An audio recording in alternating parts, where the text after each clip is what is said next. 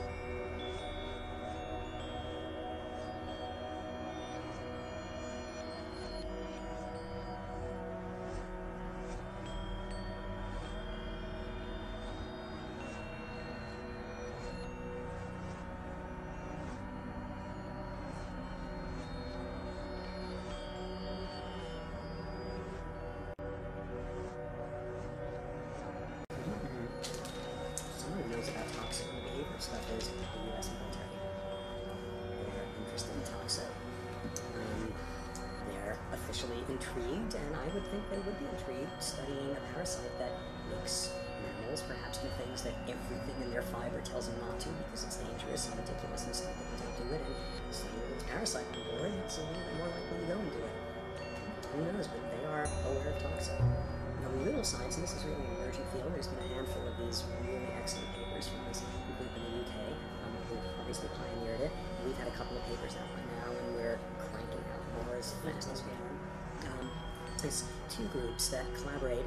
One is Joanne Webster, who was at Oxford at the time that she first sort of saw this behavioral phenomenon, and I believe she's now at University College London. And the other is Glenn McConkie at University of Leeds. And they're on this. They're She's more of a behaviorist, he's more of an enzyme biochemist guy, and we're doing the neurobiology end of it. We're all talking lots. The companies come to my lab on Monday to hang out, and see what we can find out. Well, so what does this mean? It may explain some tragic feature of maladaptive behavior in rodents, and it may be just utterly cool biology just in and of itself. It may tell us something about fear and phobias in humans, and that might be kind of a stretch. One interesting additional thing about toxo is there's a long-standing literature that absolutely solidly shows there's a statistical link between toxo infection and schizophrenia.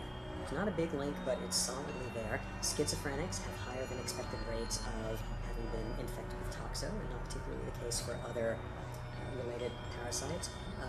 Links schizophrenia, mothers had house cats during pregnancy. There's a whole literature of that.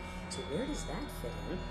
Two really interesting things. Back to dopamine, that tyrosine hydroxylase gene that toxo somehow ripped off from mammals, which allows it to make more dopamine. Dopamine levels are too high in schizophrenia. That's the leading suggestion of what neurochemically that's about. You take toxo-infected rodents and their brain